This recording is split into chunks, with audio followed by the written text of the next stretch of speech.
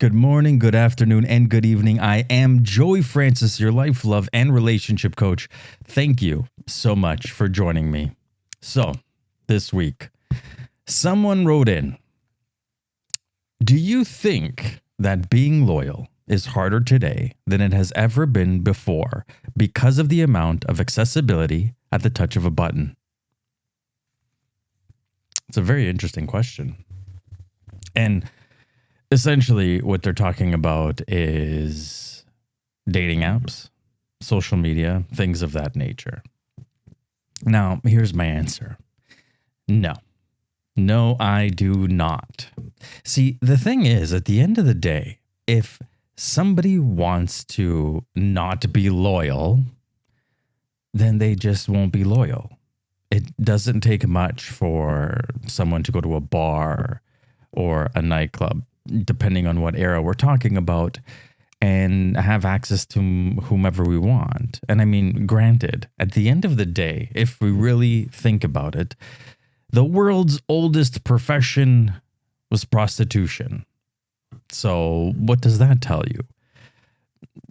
If somebody doesn't want to be loyal, it is easily available everywhere for them not to be. The idea that social media and dating apps are the cause of loyalty not being a priority or top of the list, I think is total bullshit, to be quite honest with you.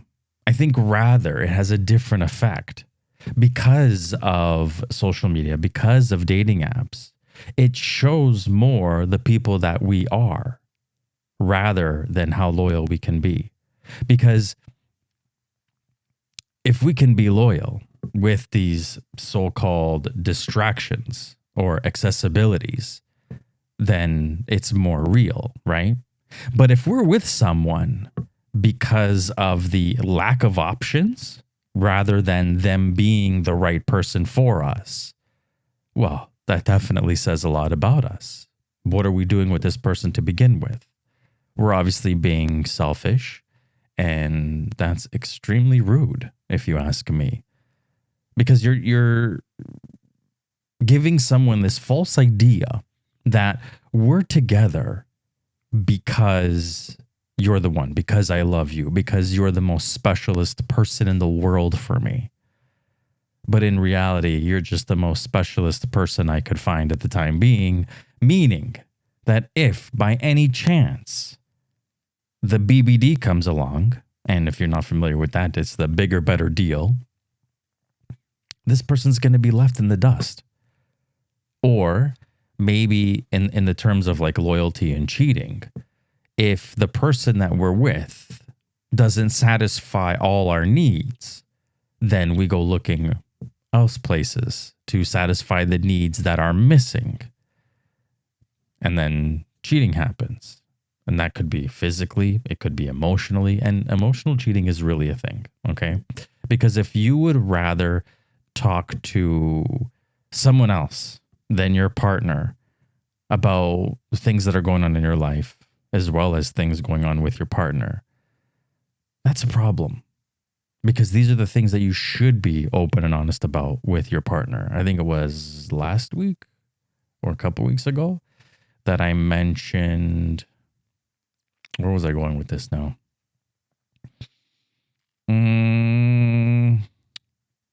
Oh, yes. I mentioned talking about like dating projects and then, somebody being closed off, not wanting to share. This is essentially the same thing, right? We close ourselves off to our partner and then go elsewhere looking for someone to give us that emotional support and to share our lives with, when essentially that's what we're supposed to be doing with our partners. And these are all telltale signs that it's like, hey, wait a minute, maybe you're not with the right person. And it's social media and dating apps that are shining a light onto this. So it's not the problem that social media and dating apps have created. They're just tools. That's all that they are. They're just tools. If I handed you a hammer and I said, hey, go build a house, and you take that hammer and you smash yourself in the head with it, well, that's not the proper use of a hammer now, is it? Are you going to blame me and say, hey, wait a minute, why did you give me a hammer for? Clearly I shouldn't have clearly you shouldn't have a hammer. You smash yourself in the head with it. But if you don't use tools correctly, then yeah, they could be destructive. They could do damage to things, but it's not the tool's fault. It's the user's fault, you know? And a lot of people, they want to use social media, dating apps, and the like as their scapegoat. They want to use it as their reasoning behind doing nefarious things. And it's like, hey, listen, wait a minute. Nobody told you to, slide into some girl or guy's DMs. Nobody told you to go online on a dating app and to meet someone new. That's your doing, and you're doing it behind your partner's back. The fact that these tools are for everyone and are accessible by everyone makes you more of an idiot for doing it, because guess what? Now everybody knows and other people can see what you're doing and how you're doing it. So, no, it is not that social media and dating apps are the reasoning behind loyalty issues. I mean, here's the thing. Follow me on this. If you are not familiar, there's a song from the 70s. I keep getting it mixed up with a few other songs. Oh, crap. If you like pina coladas, do me a favor. Go Google it, go on YouTube, listen to the song, and follow along with the lyrics. This is very interesting. Again, this is a song, I'm pretty sure it's from the 70s. Could be early 80s, but I'm pretty sure. You know what? Let's just check. We can do this quickly, right? If you like pina coladas. 1979. So, yeah. Right there, right? Full lyrics.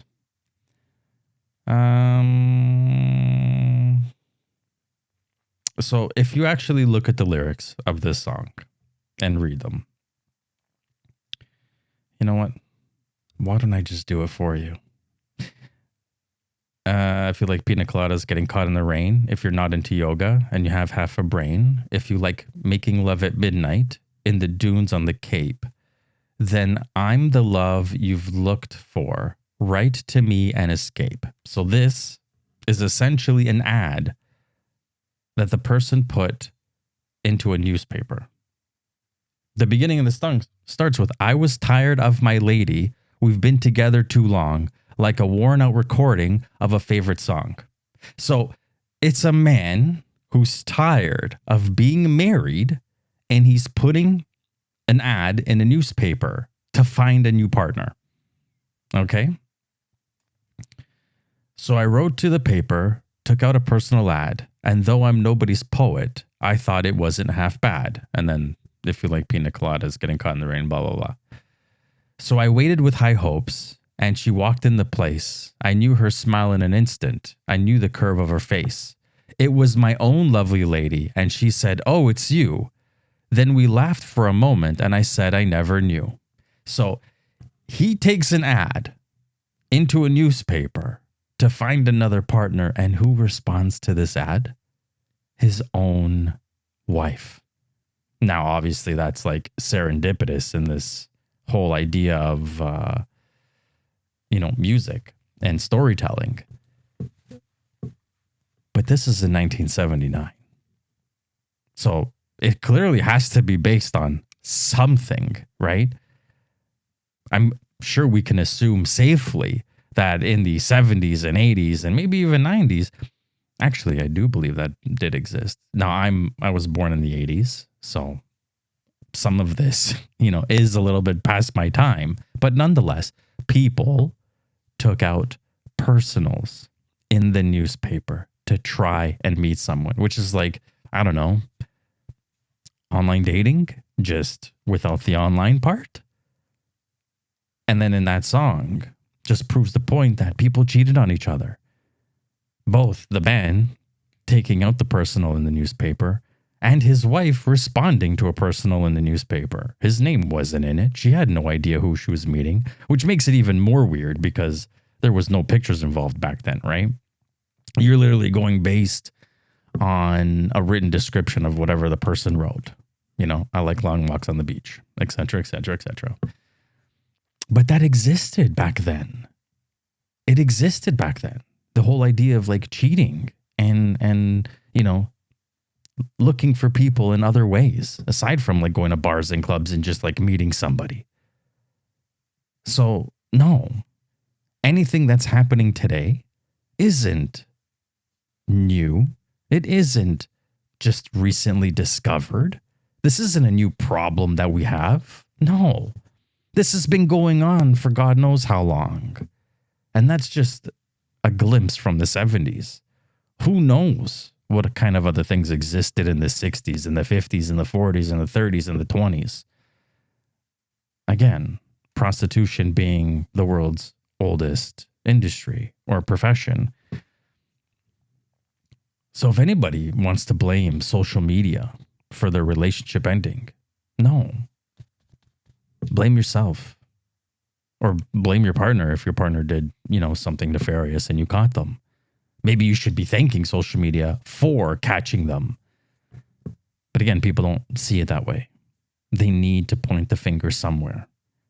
And a lot of times, when it comes to loyalty and issues within a relationship, the finger needs to be pointed at ourselves. Even if we're not the ones that necessarily did something. Because did we have an idea that this person was going to be that type of person? And I say this based on those who come to me for advice. Because when I start to talk to them and get a bit of a history, or like their dating history or the history of their relationship, the same things that come out in the beginning are the same reasons why they're coming to me, you know, later on. And it's like, okay, wait a minute. So, you know, this person is talking to you in a certain way. This person is treating you badly. How was it in the beginning? How was it when, you know, the two of you met for the first time and started dating? And then they proceed to tell me, and funny enough, it's exactly the same. The only difference is like in the beginning, they overlook these red flags because of the qualities that they see in this person that they like. And as a lot of us do, when we see a bunch of qualities in a person that we like, we start to ignore the bad things because we get excited. And we're like, hey, wait a minute.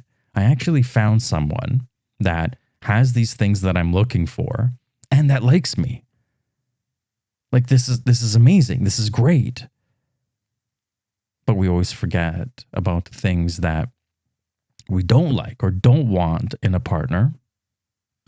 And forget the fact that people are whole. So if somebody has bad qualities to them, you can't just wish them away. It's still a part of who they are. And I find that a lot of people that do come to me for advice with relationships, that this is a problem because these qualities existed from day one, but they're just starting to bother you now after the exciting phase, after the honeymoon phase. Now that we're talking about long-term and being serious, it's like, hey, wait a minute. I didn't realize that my partner was so jealous. I didn't realize that my partner was so vulgar in the way that they talked to me and the way that they treated me. I didn't realize that they were mean. I didn't realize that they threw tantrums when they didn't get what they wanted. But they've been doing it from day one. And then, I don't know if you remember, if you haven't, go back, listen. I don't remember which episode it was, but I tell the story of the scorpion and the frog. The frog knows exactly what the scorpion is. The scorpion just convinces him otherwise. The scorpion's still a scorpion. And that's exactly the same case that's happening here, where people are telling you exactly who they are, and you're just ignoring it because you're you know, either mesmerized by the packaging or just so happy that somebody likes you that has a bunch of qualities that you're looking for, and you just ignore the bad ones, or think that they're not going to matter, or think that they're just going to go away. And then, at some point, you're either going to come to somebody for help, or you're going to start looking elsewhere, or they're going to start looking elsewhere. And then, obviously the logical is social media, online dating, things of that nature. So I don't know. What are your thoughts on this? Because I think that I put out a very logical argument. And because of these availabilities and distractions, maybe what it's actually doing is creating stronger relationships, because we're realizing that since I have such easy access, me being a single guy, you being a single person, since we have so much access to all different kinds of people, maybe I can find someone that I truly want. Maybe the special person that has all the qualities I'm looking for and the qualities that I don't want is out there. Now, something about online dating.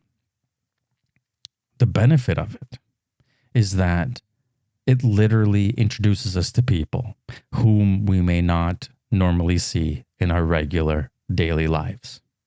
Because if you think about it, human beings, we are creatures of routine. We hang around the same people. We go to the same places. We work at the same place, the same job. So rarely are we being introduced to new circles. And this is like obviously speaking to older people. Well, how else are you supposed to, introduce yourself to new circles? Well, you can go out, but you're going to go out with your friends, and you're going to go to places that you would probably like. And if you're going to places that you probably like, it's places where other people who like the same things as you are going to go to, which granted I say is fantastic for meeting someone, because you're at least in a place where, people are doing the same things as you and that you enjoy.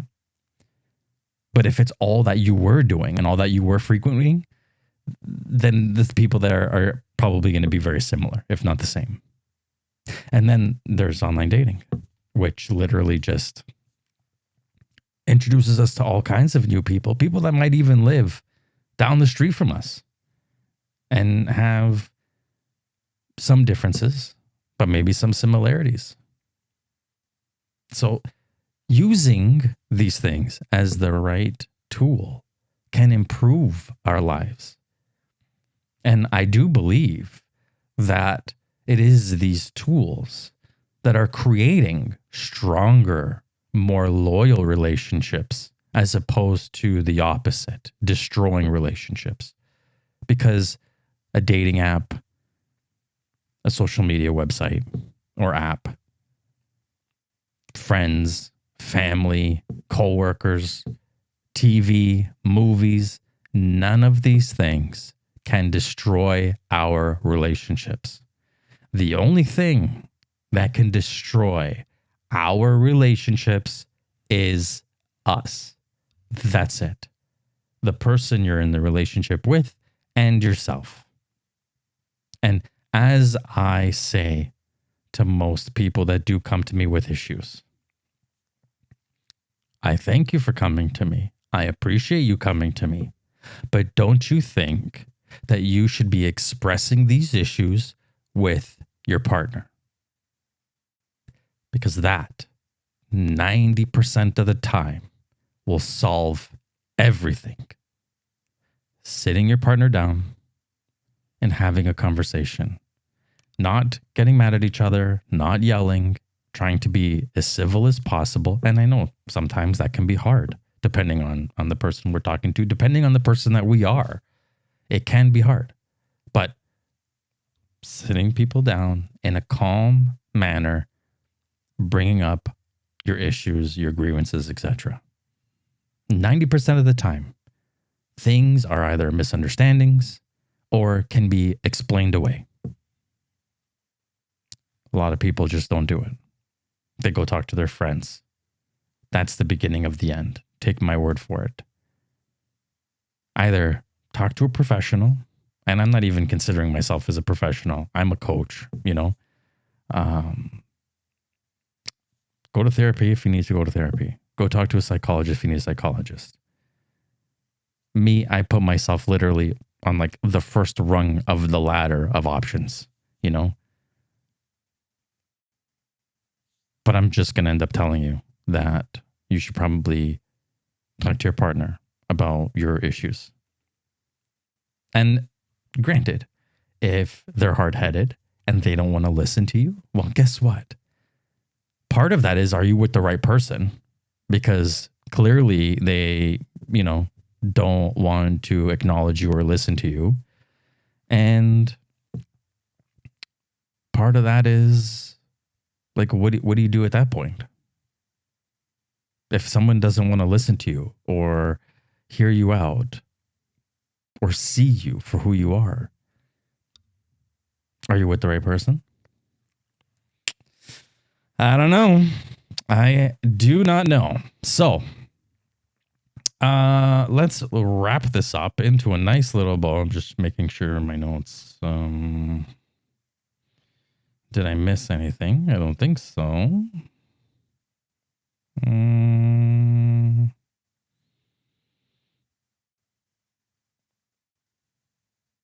Okay. All right. Thank you so much for listening. I really, really appreciate it. You guys are absolutely wonderful. If you know anybody that could benefit from these podcasts, please share. It's the least that I can do is ask. If you by any chance have a question or want to write in and ask me a question like this week's episode, feel free. Go to joeyfrancis.com. That's joeyfrances.com. And there you will see, well, everywhere where this podcast is available. So if you're listening on Spotify or Apple Music and you want to watch me on YouTube, that's a very easy switch. And vice versa. There is also a box where you can write to me directly and ask me a question in which I will respond to you. Or, like this week, create an episode around the question. You can also buy my books there. Shameless plug. I have to, because a lot of the stuff that I talked about today are from my book, Fate is Bullshit, A Logical Guide to Happiness. So if you need a logical guide to happiness, I suggest you have a look at that book. There's even an audiobook and an ebook. That's pretty much it. Let's see. What's my tagline again? I wrote it down. Remember, love yourself first and make decisions that honor who you are. Or remember, love yourself first and let your inner wisdom lead the way. One of those two things. Again, thank you so much. I really appreciate it. I wish you a lovely week and weekend. Until next time.